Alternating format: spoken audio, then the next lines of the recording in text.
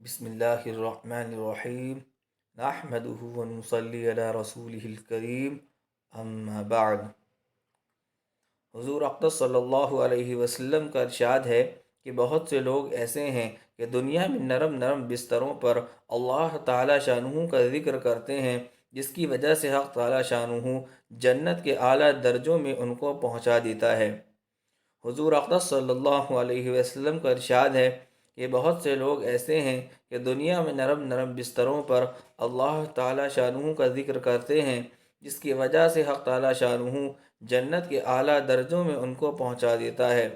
فائدہ یعنی دنیا میں مشقتیں جھیلنا، صعوبتیں برداشت کرنا آخرت کے رفع درجات کا سبب ہے، اور جتنی بھی دینی امور میں یہاں مشقت اٹھائی جائے گی اتنا ہی بلند مرتبوں کا استحقاق ہوگا۔ لیکن اللہ پاک کے مبارک ذکر کی یہ برکت ہے کہ راحت و آرام سے نرم بستروں پر بیٹھ کر بھی کیا جائے تب بھی رفع درجات کا سبب ہوتا ہے۔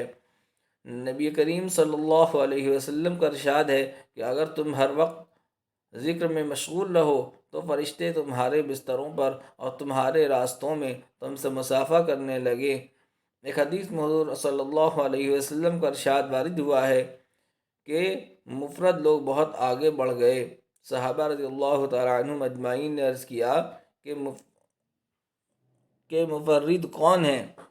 حضور صلی اللہ علیہ وسلم نے ارشاد فرمایا، جو اللہ کے ذکر میں والہانہ طور پر مشغول ہیں۔ اس حدیث کی بنا پر صوفیہ نے لکھا ہے کہ سلاطین اور امراء کو اللہ کے ذکر سے نہ روکنا چاہیے کہ وہ اس کی وجہ سے درجات اعلیٰ حاصل کر سکتے ہیں۔ حضرت ابو درداء رضی اللہ تعالیٰ عنہ فرماتے ہیں کہ تو اللہ کے ذکر کو اپنی مسرتوں اور خوشیوں کے اوقات میں کر، وہ تجھ کو مشقتوں اور تکلیفوں کے وقت کام دے گا۔ حضرت سلمان فارسی رضی اللہ تعالیٰ عنہ فرماتے ہیں کہ جب بندہ راحت کے، خوشی کے، ثروت کے اوقات میں اللہ کا ذکر کرتا ہے، پھر اس کو کوئی مشقت اور تکلیف پہنچے تو فرشتے کہتے ہیں کہ مانوس آواز ہے جو ضعیف بندے کی ہے، پھر اللہ کے یہاں اس کی سفارش کرتے ہیں۔ اور جو شخص راحت کے اوقات میں اللہ کو یاد نہ کرے، پھر کوئی تکلیف اس کو پہنچے اور اس وقت یاد کرے تو فرشتے کہتے ہیں کیسی غیر مانوس آواز ہے۔ حضرت ابن عباس رضی اللہ تعالیٰ عنہما فرماتے ہیں کہ جنت کے 8 دروازے ہیں، ایک ان میں سے صرف ذاکرین کے لیے ہے۔ ایک حدیث میں ہے کہ جو شخص اللہ تعالیٰ کا ذکر کثرت سے کرے وہ نفاق سے بری ہے۔ دوسری حدیث میں ہے کہ اللہ جل شانہ اس سے محبت فرماتے ہیں۔ ایک سفر سے واپسی ہو رہی تھی، ایک جگہ پہنچ کر حضور صلی اللہ علیہ وسلم نے فرمایا، آگے بڑھنے والے کہاں ہیں؟ صحابہ رضی اللہ تعالیٰ عنہم اجمعین نے عرض کیا کہ بعض تیز رو آگے چلے گئے۔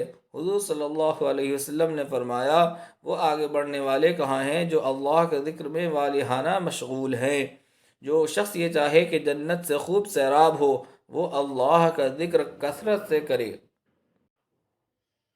فضائل قرآن مجید۔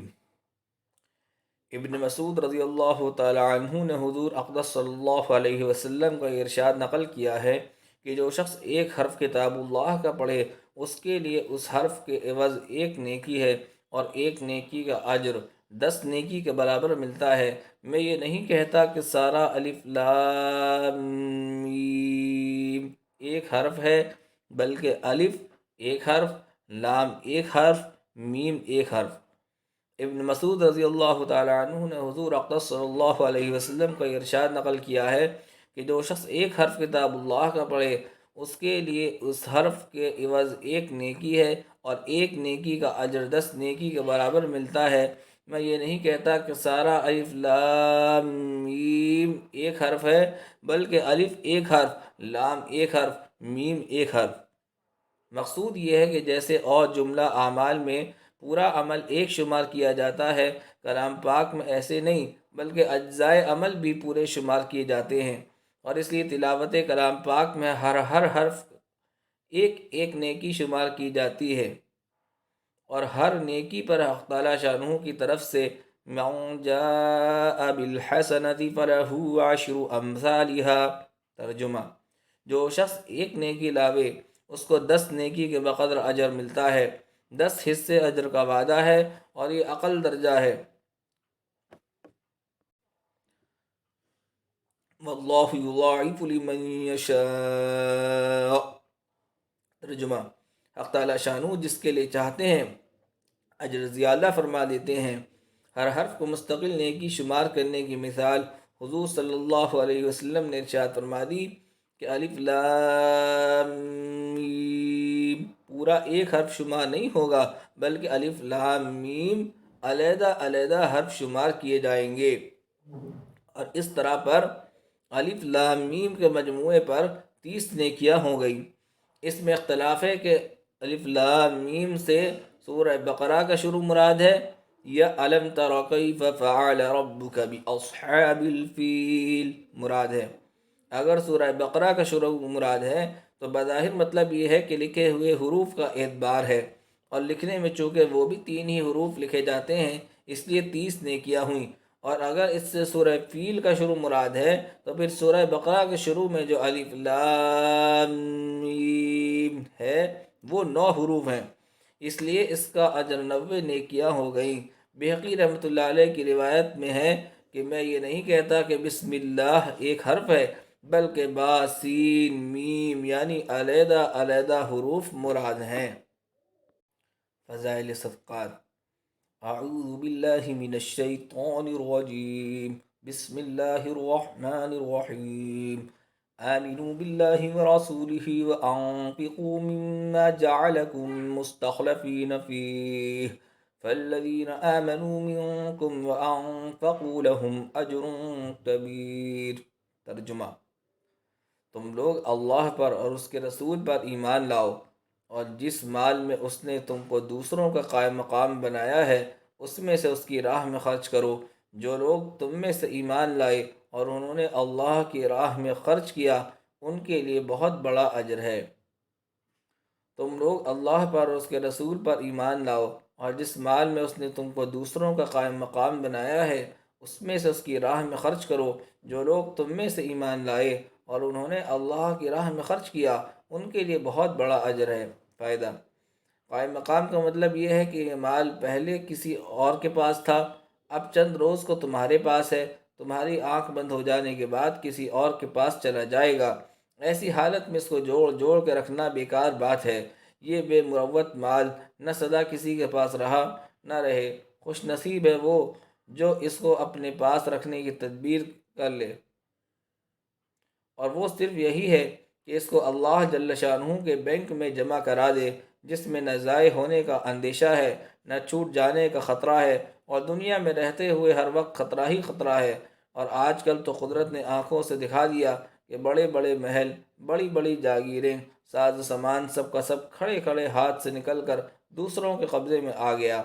کل تک جن مکانات کے بلا شرکت غیر خود مالک تھے، آج دوسروں کو اپنی آنکھوں سے اپنا جانشین ان میں دیکھتے ہیں، پھر بھی عبرت حاصل نہیں ہوتی۔ حضرت عمر رضی اللہ تعالیٰ عنہ کے وسعت طلب کرنے پر تنبیہ اور حضور صلی اللہ علیہ وسلم کے گزر کی حالت۔ بیویوں کی بعض زیادتیوں پر ایک مرتبہ حضور اقدس صلی اللہ علیہ وسلم نے قسم کھا لی تھی کہ 1 مہینے تک ان کے پاس نہ جاؤں گا تاکہ ان کو تنبیہ ہو، اور علیحدہ اوپر ایک حجرے میں قیام فرمایا تھا۔ لوگوں میں یہ شہرت ہو گئی کہ حضور صلی اللہ علیہ وسلم نے سب کو طلاق دے دی۔ حضرت عمر رضی اللہ تعالیٰ عنہ اس وقت اپنے گھر تھے۔ جب یہ خبر سنی تو دوڑے ہوئے تشریف لائے۔ مسجد میں دیکھا کہ لوگ متفرق طور پر بیٹھے ہوئے حضور صلی اللہ علیہ وسلم کے رنج اور غصے کی وجہ سے رو رہے ہیں۔ بیویاں بھی سب اپنے اپنے گھروں میں رو رہی ہیں۔ اپنی بیٹی حضرت حفصہ رضی اللہ تعالیٰ عنہ کے پاس تشریف لے گئے، وہ بھی مکان میں رو رہی تھیں۔ فرمایا کہ اب یہ کیوں رو رہی ہے؟ کیا میں ہمیشہ اس سے ڈرایا نہیں کرتا تھا کہ حضور صلی اللہ علیہ وسلم کی ناراضگی کی کوئی بات نہ کیا کر؟ اس کے بعد مسجد میں تشریف لائے۔ وہاں ایک جماعت ممبر کے پاس بیٹھی رو رہی تھی۔ تھوڑی دیر وہاں بیٹھے رہے مگر شدت رنج سے بیٹھا نہ گیا، تو حضور صلی اللہ علیہ وسلم جس جگہ تشریف فرما تھے اس سے قریب تشریف لے گئے، اور حضرت رباح رضی اللہ تعالیٰ عنہ ایک غلام کے ذریعے سے جو دوباری کے زینے پر پاؤں لٹکائے بیٹھے تھے اندر حاضری کی اجازت چاہی۔ انہوں نے حاضر خدمت ہو کر حضرت عمر رضی اللہ تعالیٰ عنہ کے لیے اجازت مانگی، مگر حضور صلی اللہ علیہ وسلم نے سکوت فرمایا۔ کوئی جواب نہ دیا۔ حضرت رباح رضی اللہ تعالیٰ عنہ نے آ کر یہی جواب حضرت عمر رضی اللہ تعالیٰ عنہ کو دے دیا کہ میں نے عرض کیا تھا، مگر کوئی جواب نہیں ملا۔ حضرت عمر رضی اللہ تعالیٰ عنہ مایوس ہو کر ممبر کے پاس آ بیٹھے، مگر بیٹھا نہ گیا۔ تو پھر تھوڑی دیر میں حاضر ہو کر حضرت رباح رضی اللہ تعالیٰ عنہ کے ذریعے سے اجازت چاہی۔ اسی طرح 3 مرتبہ پیش آیا کہ بیتابی سے غلام کے ذریعے اجازت حاضری کی مانگتے، ادھر سے جواب میں سکوت اور خاموشی ہی ہوتی۔ تیسری مرتبہ جب لوٹنے لگے تو حضرت رباح رضی اللہ تعالیٰ عنہ نے آواز دی اور کہا کہ تمہیں حاضری کی اجازت ہو گئی۔ حضرت عمر رضی اللہ تعالیٰ عنہ حاضر خدمت ہوئے تو دیکھا کہ حضور اقدس صلی اللہ علیہ وسلم ایک بوریے پر لیٹے ہوئے ہیں جس پر کوئی چیز بچھی ہوئی نہیں ہے، اس وجہ سے جسم اطہر پر بوریے کے نشانات بھی ابھر آئے ہیں۔ خوبصورت بدن پر نشانات صاف نظر آیا ہی کرتے ہیں، اور سرہانے ایک چمڑے کا تکیہ ہے جس میں کھجور کی چھال بھری ہوئی ہے۔ میں نے سلام کیا اور سب سے اول تو یہ پوچھا کہ آپ صلی اللہ علیہ وسلم نے بیویوں کو طلاق دے دی؟ آپ صلی اللہ علیہ وسلم نے فرمایا نہیں۔ اس کے بعد میں نے دل بستگی کے طور پر حضور صلی اللہ علیہ وسلم سے عرض کیا، یا رسول اللہ، ہم قریشی لوگ عورتوں پر غالب رہتے تھے، مگر جب مدینہ آئے تو دیکھا کہ انصار کی عورتیں مردوں پر غالب ہیں۔ ان کو دیکھ کر قریش کی عورتیں بھی اس سے متاثر ہو گئیں۔ اس کے بعد میں نے ایک آدھ بات اور کی جس سے نبی اکرم صلی اللہ علیہ وسلم کے چہرہ انور پر تبسم کے آثار ظاہر ہوئے۔ میں نے دیکھا کہ گھر کا کل سامان یہ تھا: 3 چمڑے بغیر دباغت دیے ہوئے اور 1 مٹھی جو ایک کونے میں پڑے ہوئے تھے۔ میں نے ادھر ادھر نظر دوڑا کر دیکھا تو اس کے سوا کچھ نہ ملا۔ میں دیکھ کر رو دیا۔ حضور صلی اللہ علیہ وسلم نے فرمایا کہ کیوں رو رہے ہو؟ میں نے عرض کیا، یا رسول اللہ، کیوں نہ رہوں کہ یہ بوریے کے نشانات آپ صلی اللہ علیہ وسلم کے بدن مبارک پر پڑ رہے ہیں، اور گھر کی کل کائنات یہ ہے جو میرے سامنے ہے۔ پھر میں نے عرض کیا کہ یا رسول اللہ، دعا کیجئے کہ آپ صلی اللہ علیہ وسلم کی امت پر بھی وسعت ہو۔ یہ روم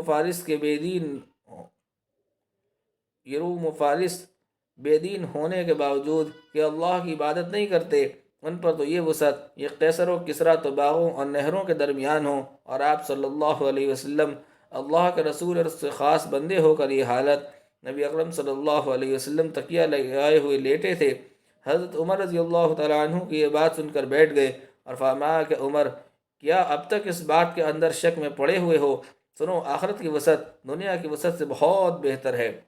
ان کفار کی طیبات اور اچھی چیزیں دنیا میں مل گئیں اور ہمارے لیے آخرت میں ہیں۔ حضرت عمر رضی اللہ تعالیٰ عنہ نے عرض کیا، یا رسول اللہ، میرے لیے استغفار فرمائیں کہ واقعی میں نے غلطی کی۔ فائدہ: یہ دین و دنیا کے بادشاہ اور اللہ کے لاڈلے رسول کا طرز عمل ہے کہ بوریے پر کوئی چیز بچھی ہوئی بھی نہیں، نشانات بدن پر پڑے ہوئے ہیں۔ گھر کے ساز سامان کا حال بھی معلوم ہو گیا۔ اس پر ایک شخص نے دعا کی درخواست کی تو تنبیہ فرمائی۔